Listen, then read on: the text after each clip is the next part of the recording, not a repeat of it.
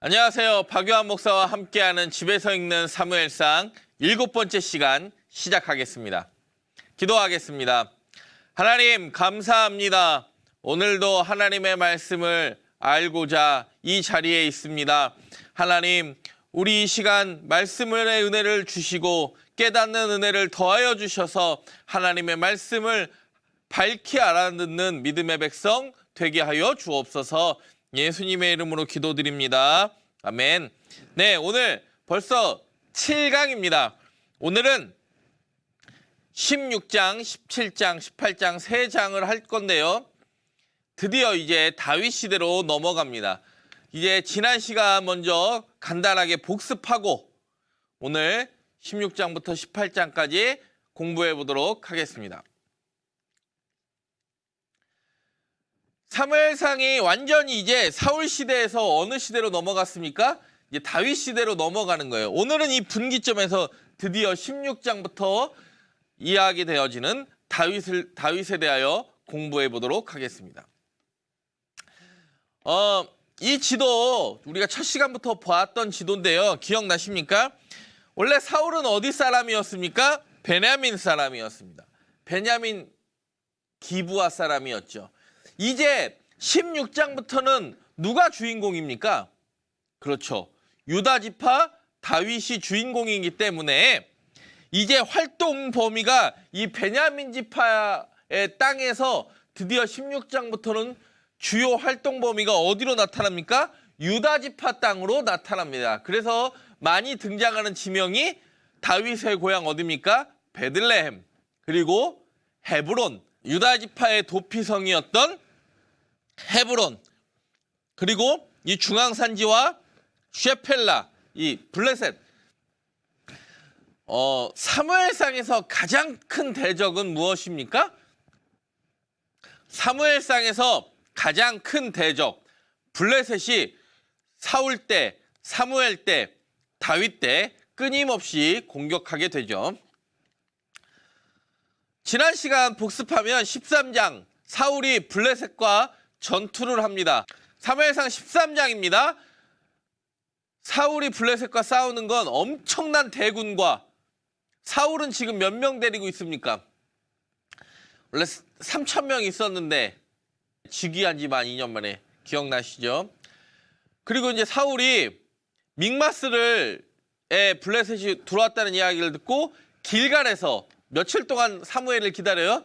1회 동안, 7일 동안 사무엘을 기다렸는데 사무엘 오지 않으니까 망령된 제사를 드립니다. 그때 사무엘이 사울을 책망하죠. 너 왕권 이제 끝났다. 그리고 사울과 요나단, 베냐민 게바에서 믹마스 블레셋의 전투가 벌어지게 됩니다. 그리고 14장의 이야기, 요나단은 게릴라전이죠. 게릴라전. 이 지형을 이용해서 요나단이 20명 죽이는데 그 20명 블레셋 죽이는 것으로 말미암아 전세가 엄청난 전력 열세의 차이를 극복하고 대승리를 거두게 합니다. 전쟁의 주권은 누구에게 있다? 하나님께 있다. 그때 요나단이 한 유명한 말이 뭡니까? 전쟁은 사람의 많고 적음에 달려있지 않다. 누구에게 달려있다? 하나님에게 달려있다. 할렐루야!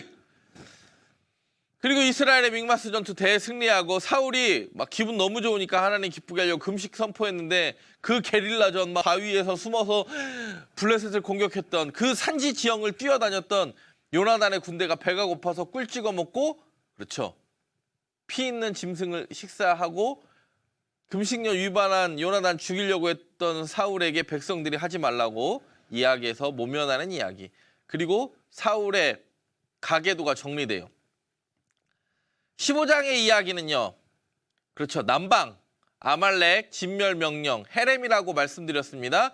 사울의 불순종, 다 헤렘, 진멸하라, 남겨두지 말라 그랬는데 사울이 안 좋은 건 죽여버리고 좋은 건 다 가져왔는데 핑계를 뭐라고 돼요? 하나님께 제물로 쓰려고 그랬다. 그랬더니 사울이 사무엘에게 책망을 받습니다. 그리고 당신의 왕권 아까 믹마스 전투 전에도 끝났다고 이야기하고 아말렉 전투할 때도 끝났다고 이야기합니다. 여러분, 사울은요, 그 첫 번째 무슨 전투였습니까? 암몬왕 나하스, 길르앗 야베스 사람 구원해내는 그 일들 빼고는요, 블레셋과 아말렉 전투할 때마다 책망받고 왕권이 끝났다는 얘기만 들어요. 사울의 사무엘 요청과 아각 처형 후 사울과 사무엘의 결별. 기억나시죠? 사울은 자기 동네 베냐민 기브아로 가고 사무엘은 라마로 떠났다. 이게 15장 끝이에요. 이제는 끝났다고 이야기했으니까 새롭게 시작되는 게 있겠죠. 그게 누굽니까? 다윗입니다. 여러분이 가장 좋아하는, 이스라엘도 가장 좋아하는 최고의 성군이라고 불리는 다윗입니다.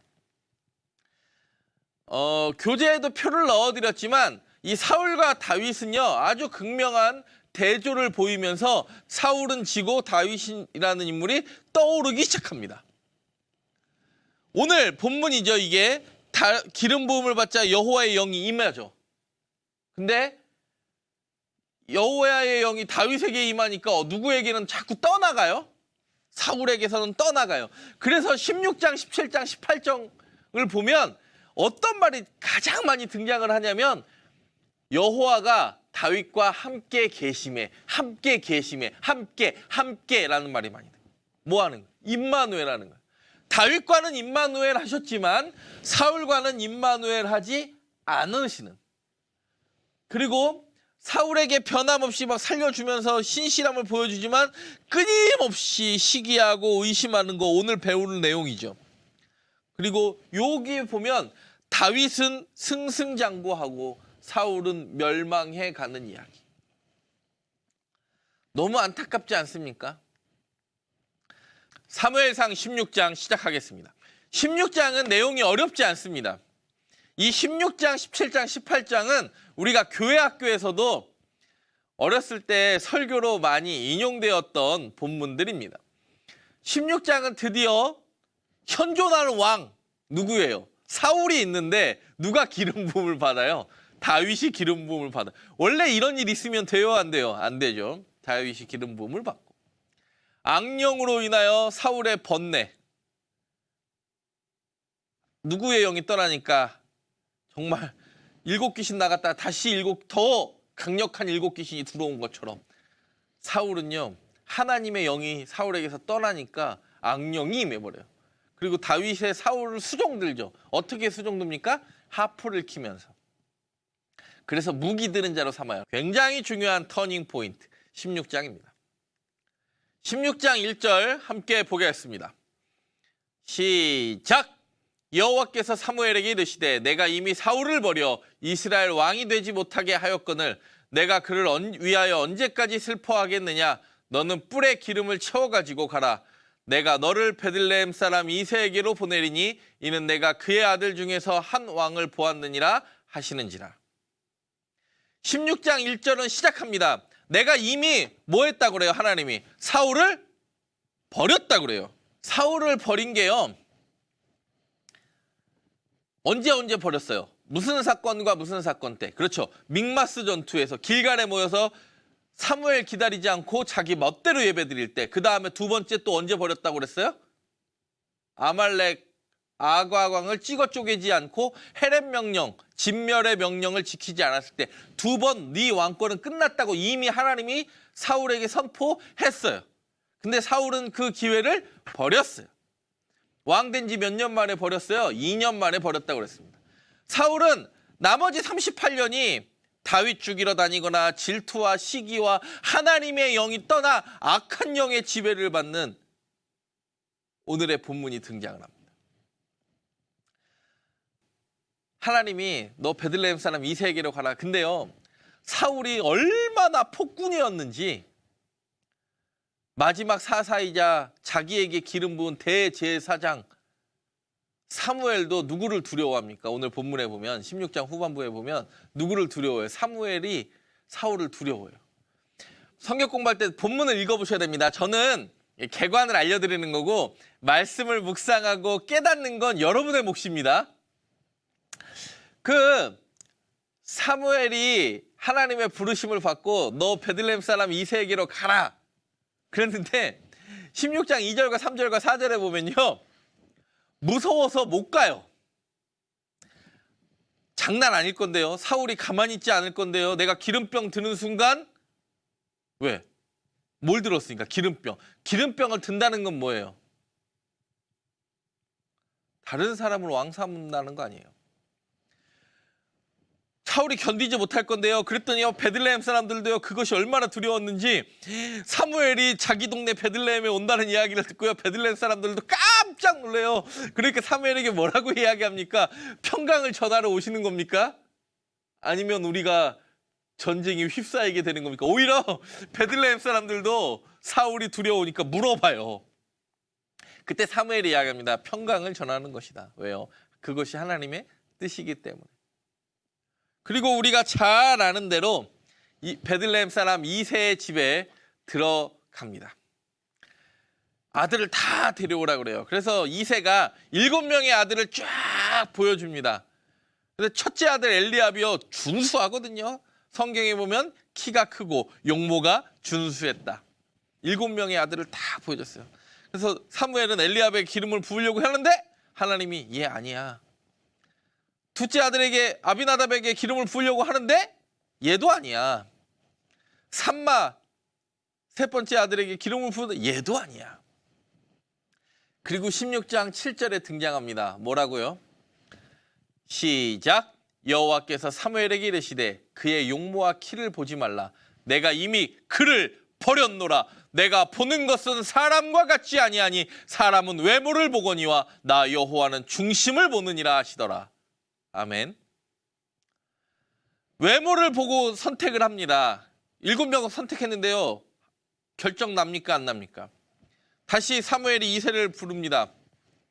이 아들이 전부입니까? 아닙니다. 한 아들이 있습니다. 몇 번째 아들이 있는 거예요? 8번째 아들이 있습니다. 근데 걔는요. 목동이에요. 이런 얘기를 해요. 여러분 목자는 천한 직업이었을까요? 존귀한 직업이었을까요?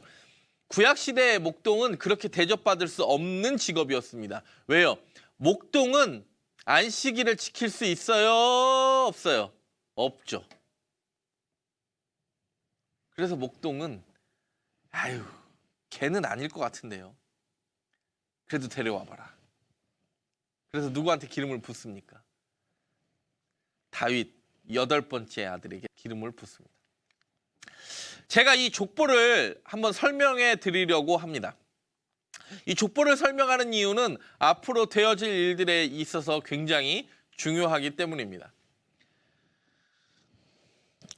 살몬, 보아스, 오벳, 이새 여기까지는 어디에 나오는 족보죠? 룻기 4장에 나오는 족보죠. 누구? 룻과 보아스. 모압 여인 룻과 보아스가 결혼하는 거. 룻기 4장에 이게 나옵니다. 룻기가 베들레헴이 또 주 무대죠. 모압과 베들레헴. 근데 오늘 성경을 사무엘상 16장을 보면 다윗이요 8명의 아들을 가진 걸로 나와요. 왜? 7명 아들까지 보여주다가 다윗 부르니까. 근데 여러분 성경에 읽다 보면 역대상 2장 15절을 보면 6째로 오셈과 7째로 다윗을 낳았다고 그래요. 그러면 역대상도 다윗의 이야기인데 왜 족보가 역대상은 7번째 아들로 나오고 왜 사무엘상은 8번째 아들로 등장을 하는가? 여러분 성경이 잘못된 거 아닙니까? 막 이런 것 때문에 뭐 역대상과 사무엘상의 기록이 다른데 왜 그렇습니까? 물론 이것뿐만 아니라 다른 질문들을 가질 수 있습니다. 제가 이것에 대해서 간단하게 설명을 해드리겠습니다. 사무엘상은 분열왕국 시대에 기록된 걸 남유다와 북이스라엘 갈라졌을 때 기록된 것으로 보이고 역대상은 바벨론 포로기에 돌아와서 기록된 것으로 보여요. 그러니까 이게 훨씬 더 정리된 족보겠죠. 왜 이게 7번째냐? 여기에 힌트가 있습니다. 이 족보에 힌트가 있어요. 다윗의 형 중 한 명이 자손을 낳지 않고 쉽게 얘기해서 결혼하기 전에 죽은 거예요. 그러니까 나중에 역대상 족보에서는 후사를 낳지 않고 죽은 형 한 명을 빼버려요. 그래서 다윗을 몇 번째 아들로 기록해요? 7번째. 사무엘상은 8번째. 네, 이해가 되시죠? 다윗의 족보는 나중에 다윗의 왕권에 관해서 다시 한번 설명해 드리도록 하겠습니다. 16장 13절을 보겠습니다. 시작! 사무엘이 기름 뿔병을 가져다가 그의 형제 중에서 그에게 부었더니 이날 이후로 다윗이 여호와의 영에게 크게 감동내니라. 사무엘이 떠나서 라마로 가니라. 기름 뿔병을 붓습니다. 양치는 목동에게. 요 그림이요, 그 16장 상황을 제일 잘 묘사하는 것 같아요. 형 하나 둘 셋 넷 다 7명 있어요. 8번째 아들 다윗이 그때 최고의 대제사장이자 마지막 사사였던 사무엘에게 기름 부음을 받습니다. 이것이 어떤 의미를 가지는지는 이스라엘 공동체라면 의심할 여지가 없었을 것입니다. 그때 저는 이 장면을 보면서 요셉의 채색옷과 요셉 위에 있는 10명의 형들의 그 시선이 생각납니다. 왜 그것이 생각나냐면 잠시 후에 볼 17장에 보면 너 형들이 뭐라 그럽니까? 왜 안 나가서 싸웁니까? 하나님이 우리와 함께 하시는데. 그랬더니 형들이 뭐라? 너 요즘 아이들 말로 너 나대지 마라. 가만히 있어라. 너 좀 기름 부음 받았다고 뭔가 좀 하려고 하는 모양인데 네가 뭘 한다고. 형들이 이 사건이요 끊임없이 마음에 남았어요. 마치 요셉의 형들처럼. 그래서 16장 14절 15절 다윗이 기름 부음을 받으니까 다윗에게 여호와의 영이 임했다고 했죠. 이미. 그랬더니 어디에선 떠났어요? 사울에게서는 떠났어요. 16장 14절 15절 시작! 여호와의 영이 사울에게서 떠나고 여호와께서 부리시는 악령이 그를 번뇌하게 한지라. 사울의 신하들이 그에게 이르되 보소서, 하나님께서 부리시는 악령이 왕을 번뇌하게 하온즉. 견디지를 못하는 거예요. 그때 누구를 데려오죠? 다윗을 데려와서 뭐합니까? 수금을 타게 합니다. 16장 21절 보겠습니다. 시작! 다윗이 사울에게 이르되 그 앞에 모셔섬에 사울이 그를 크게 사랑하여 자기의 무기를 드는 자로 삼고.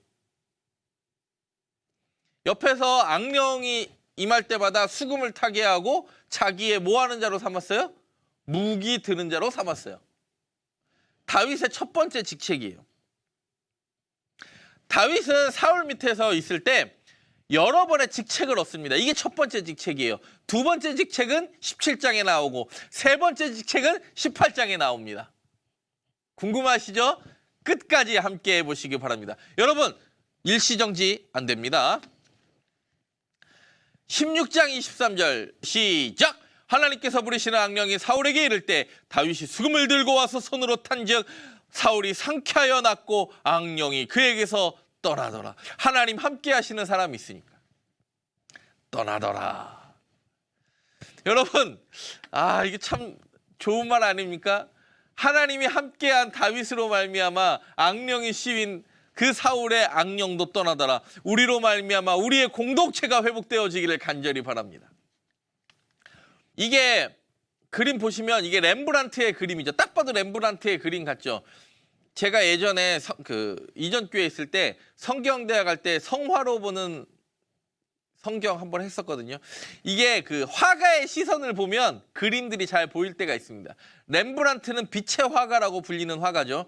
렘브란트가 그린 이 사울과 수금치는 다윗입니다.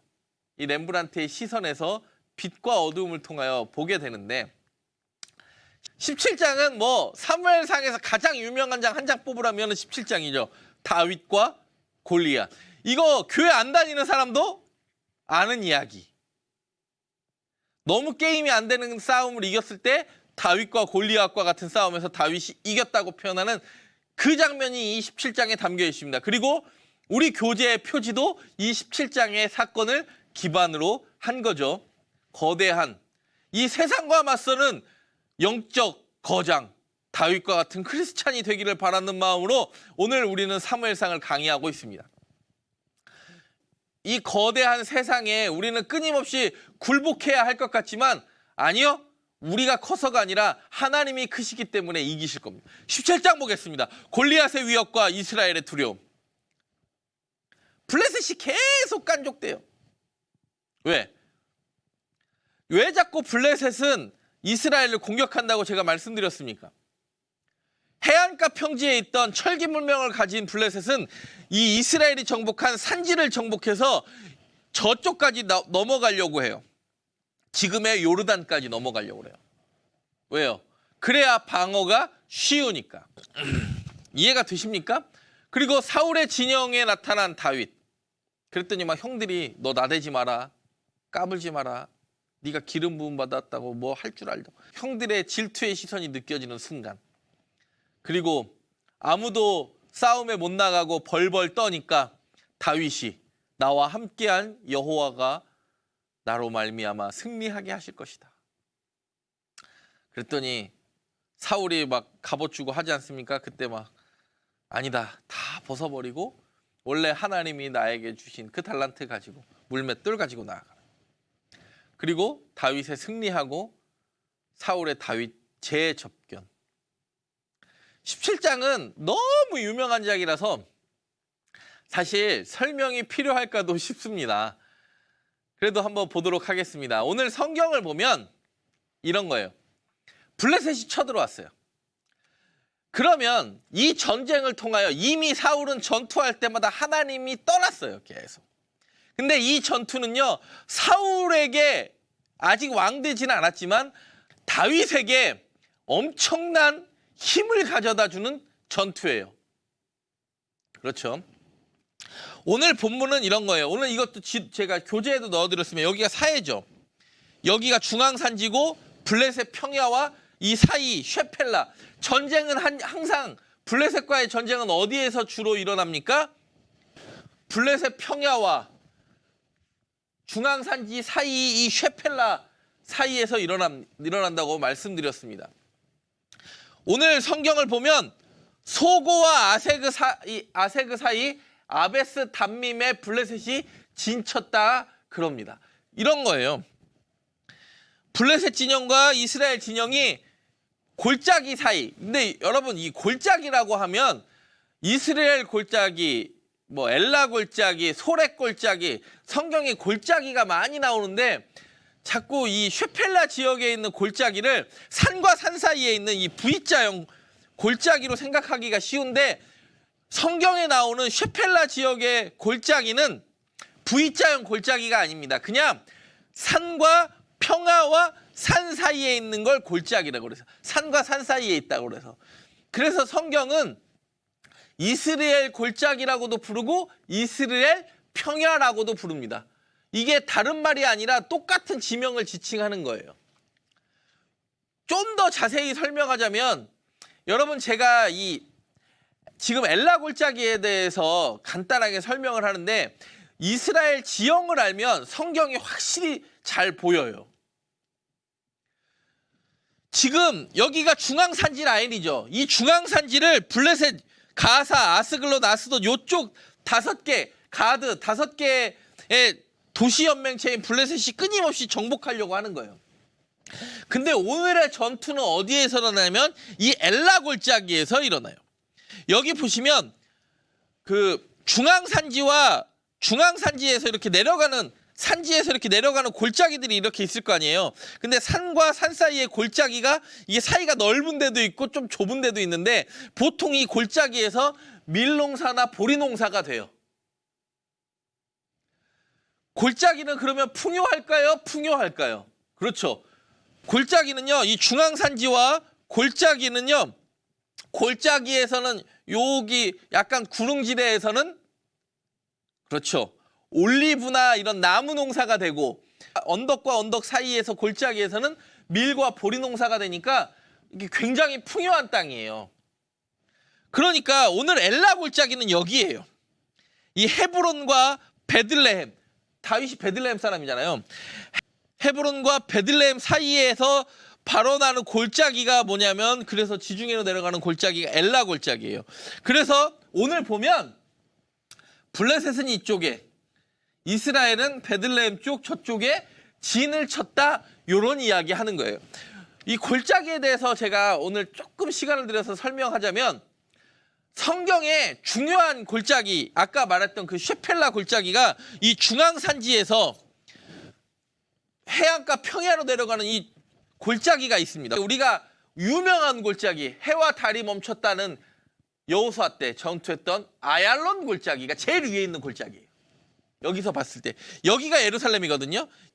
예루살렘보다 북쪽에 있는 골짜기는 아얄론 골짜기. 예루살렘과 약간 평행한 골짜기는 소렛 골짜기, 베세메스. 베세메스 기억나시죠? 사무엘상 6장 기억나시죠? 태양의 집, 블레셋에서 첫 번째로 법궤가 온 곳. 소렛 골짜기가 유명하죠.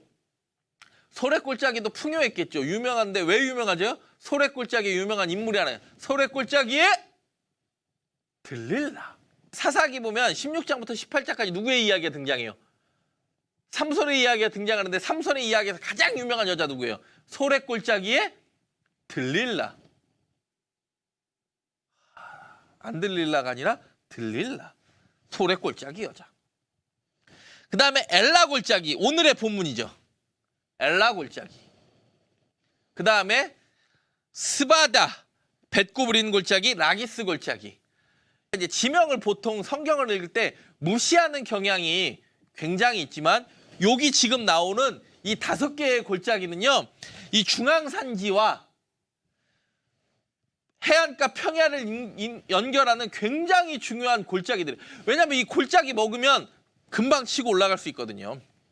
그래서 오늘은 그 5개의 골짜기 중에 가장 가운데 엘라 골짜기에서 전쟁이 벌어집니다. 누구와?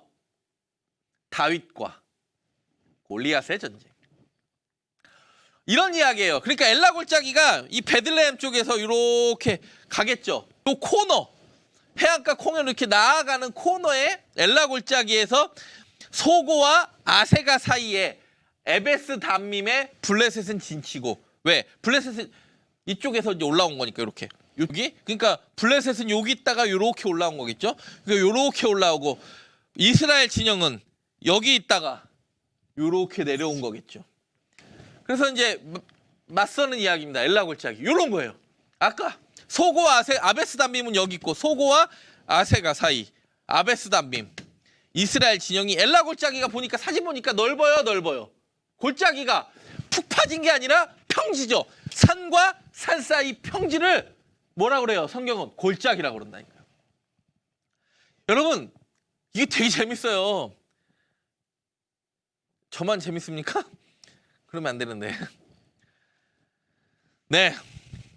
그래서 이게 이제 퇴각을 그 골짜기 따라서 다시 지중해 방향으로 블레셋이 도망가는 이야기예요. 왜냐하면 생각을 해보세요. 이렇게 전쟁을 해서 이 가운데 평지에서 삼손이 막 소리 지를 거 아니에요. 나와봐. 근데 이스라엘 진영에서 아무도 못 나가요. 그 이야기잖아요. 17장 4절 시작. 블레셋 사람들이 진영에서 싸움을 도두는 자가 왔는데 그의 이름은 골리앗이요 가드 사람이라. 그의 키는 6규빗 1뼘이요.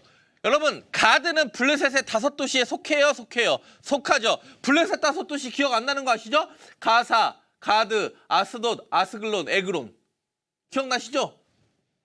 블레셋의 5개의 중요 도시 중에 가드 사람이래요. 골리앗이 가드 사람인 게 나중에 굉장히 중요하게 한번 또 등장합니다. 성경이요? 엄청 재밌어요. 이새가 전쟁에 나간 첫째, 둘째, 셋째. 이때 이새도요, 8명의 아들 중에 3명이 전투에 나가요. 엘리압, 아비나답, 삼마. 오늘 성경에 보면 이 삼마까지 나왔는데 막 형들한테 간식 주러 가죠. 막 치즈랑 건포도 떡이랑 먹을 거 드리러 가요. 그랬더니 막 블레셋 사람은 네 신 있으면 나와보라고 그러고 막 하나님을 조롱하는데 이스라엘 사람들은 아무도 나가지 못해요. 그때 누가 나갑니까?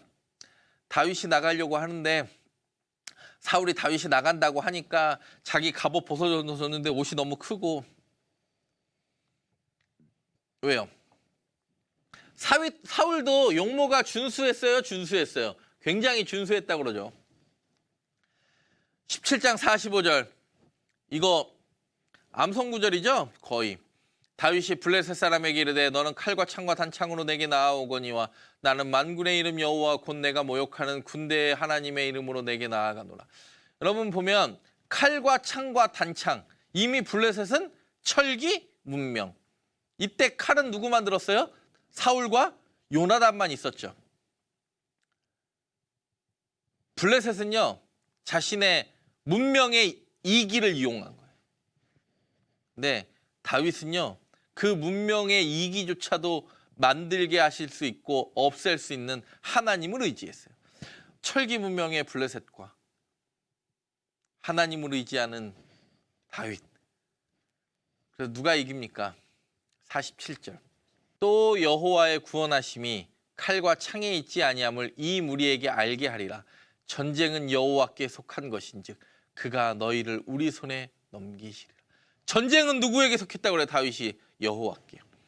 요나단도 다윗도요 굉장히 영적으로 민감한 사람이었던 것 같습니다. 요나단도 그 믹마스 전투에서 너무 게임이 안 되잖아요. 막 33만 명 와 있고 백성의 수는 모래와 같이 많고. 그때 요나단이 자신의 군사들에게 뭐라고 합니까? 하나님의 구원은 사람의 많고 적음에 달려있지 않다. 오늘 다윗도 엄청난 거인 골리앗 앞에 칼과 창과 단창을 가지고 있는, 지금으로 말하면 전쟁의 게임이 되지 않는 그런 상황에서 한 가지 이야기를 합니다. 전쟁은 여호와께 속한 것인즉 그가 너희를 우리 손에 넘기시리라. 할렐루야. 그리고 나서 다윗이 물맷돌을 가지고 그 물맷돌을 가지면서 달려가면서 던졌다고 그래요. 엄청나죠. 이마에 딱 맞아가지고 골리앗은 쓰러집니다. 칼과 창과 단창 가지고 있는 문명의 최고 이기가 그 하나님의 담대함을 가진 소년에게 무너지는 순간 세상은 우리에게 엎드리게 될 것입니다. 그 엎드린다는 말이 우리 앞에 굴복하게 된다라는, 여러분 우리는 세상에 질 수 없는 존재입니다. 하나님의 자녀이기 때문입니다. 그리고 다윗은 칼이 없죠. 왜요? 이스라엘은 이때만 해도 사울과 요나단 외에는 칼을 쥐었어요? 못 쥐었어요? 못 쥐었어요. 그때 이 골리앗의 칼을, 이게 까라바조의 그림이거든요. 딱 봐도 까라바조 풍 느낌 나죠? 까라바조의 그림인데 다윗이 그 골리앗의 칼을 뽑아서 골리앗의 목을 베니다. 그리고 이 골리앗의 칼이 어디에 가 있습니까? 나중에 실로에 가 있죠. 이게 다 연결되거든요. 그래서 이기니까 17장 58절 시작. 사울이 그에게 묻되 소년이여 누구의 아들이냐 하니 다윗이 대답하되 나는 주의 종 베들레헴 사람 이새의 아들이니라 하니라. 여러분 생각해 보세요. 16장에 악령이 번뇌하게 하니까 수금 타고 무기 들은 자 삼았죠. 근데 오히려 또 물어봐요. 사울의 영적 상태를 이야기해 주는 것 같습니다. 18장. 오늘의 이제 마지막으로 볼 장인데요. 18장은 드디어 우리가 잘 아는 다윗과 요나단. 저 어렸을 때는 다윗과 요나단 찬양도 막 아름다웠던 지난 추억들, 사랑했었던 많은 사람들. 하지만 다윗과 요나단, 황국명 목사님. 네, 다윗과 요나단의 우정 언약과 사울이 시기하죠. 왜요? 사람들이 이야기합니다. 사울은 천천히요, 다윗은 만만이라. 그 이야기 18장. 그러니까 오늘 본문은요, 16장에 다윗이 기름 부음 받고 17장이 그 기름 부음 받은 이유를 증명하는 다윗과 골리앗의 싸움. 그리고 18장은 점점 하나님과 함께 해가는 다윗과 하나님이 점점 멀어져가는 그 사울의 그 갈등. 이게 18장이에요. 그리고 19장부터는 뭐 하러 갈까요? 다윗 죽이러 가는 거예요.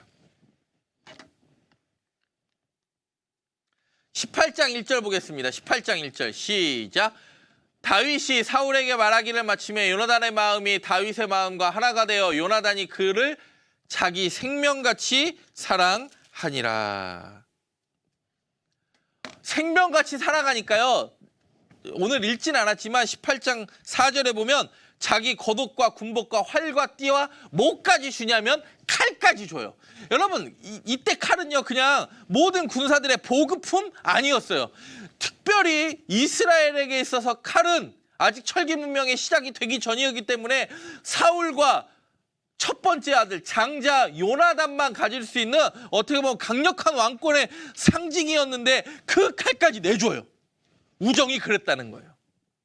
여러분, 그러니까 철기 문명과 청동기 문명만 정확하게 알아도 이 칼 주고 안 주고가 어떤 의미인지가 성경이 또 보이기 시작하죠. 할렐루야.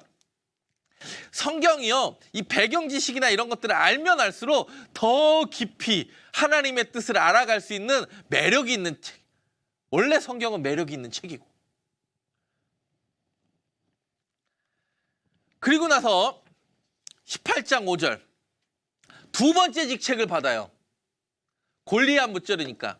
아까 악령 씌웠을 때, 수금 탈 때는 첫 번째 직책이 뭐였어요? 무기 드는 자.